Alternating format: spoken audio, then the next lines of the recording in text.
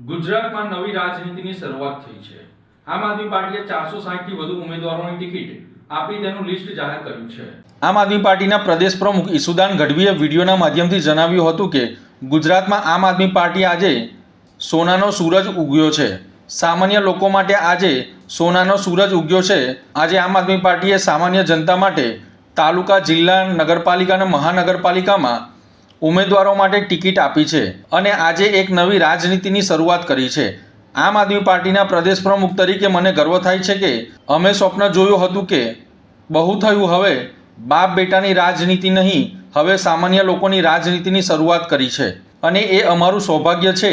આજે અમે આમ આદમી પાર્ટીએ તાલુકા, જિલ્લા, નગરપાલિકા, મહાનગરપાલિકામાં ઉમેદવારોનું પહેલું લિસ્ટ જાહેર કર્યું છે। પ્રથમ લિસ્ટમાં 460થી વધુ ઉમેદવારોનો સમાવેશ કરવામાં આવ્યો છે। આ લિસ્ટ પ્રત્યે નેતૃત્વ, સ્ક્રીનિંગ કમિટી અને કેન્દ્રીય નેતૃત્વની સહમતિથી જાહેર કરવામાં આવ્યું છે, જેને લઈને ખૂબ જ આનંદ થાય છે। આ ઘટના અંગે આપ નેતા ઈસુદાન ગઢવીએ ટિકિટ ફાળવણી બાબતે શું કહ્યું છે તે સાંભળો। ગુજરાતમાં આમ આદમી માટે આજે સોનાનો સૂરજ ઉગ્યો છે। આમ લોકો માટે આજે સોનાનો સૂરજ ઉગ્યો છે। આજે આમ આદમી પાર્ટીએ નેતાઓના દીકરાઓને નહીં પરંતુ આમ જનતાને ટિકિટ આપીને તાલુકા, જિલ્લા, નગરપાલિકા, મહાનગરપાલિકાને ઉમેદવારી માટે ટિકિટ આપીને આજે એક નવી રાજનીતિની શરૂઆત કરી છે। મને ગર્વ થાય છે આમ આદમી પાર્ટીના પ્રદેશ અધ્યક્ષ તરીકે કે હવે સપનું જોયું હતું કે બહુ થયું બાપ બેટાની, શાળા બનેવી, જમાઈની, દીકરીની રાજનીતિ, હવે આમ લોકોની રાજનીતિની શરૂઆત થઈ છે અને એનો અમે સહભાગી બન્યા છીએ। આજે આમ આદમી પાર્ટી તાલુકા, જિલ્લા, નગરપાલિકા અને મહાનગરપાલિકાના ઉમેદવારોનું પહેલું લિસ્ટ જાહેર કરી રહી છે।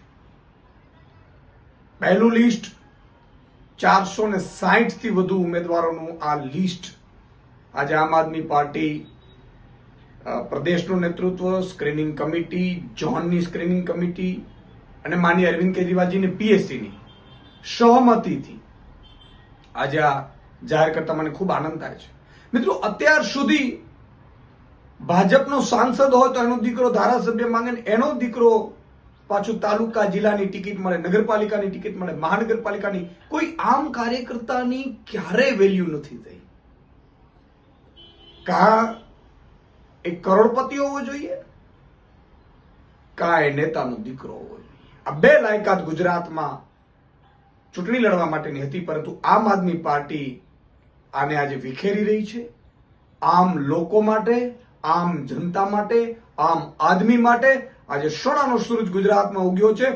460 જેટલા ઉમેદવારો જે સામાજિક રીતે સક્રિય છે, જે લોકો આમ આદમી છે, આમ લોકો છે, એને ટિકિટ આપીને આમ આદમી પાર્ટીએ નવો ચીલો ચાતર્યો છે।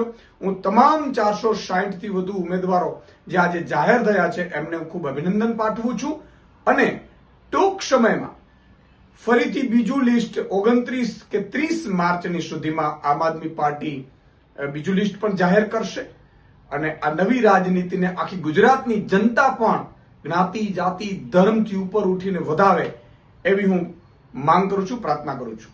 જય જવાન, જય કિસાન।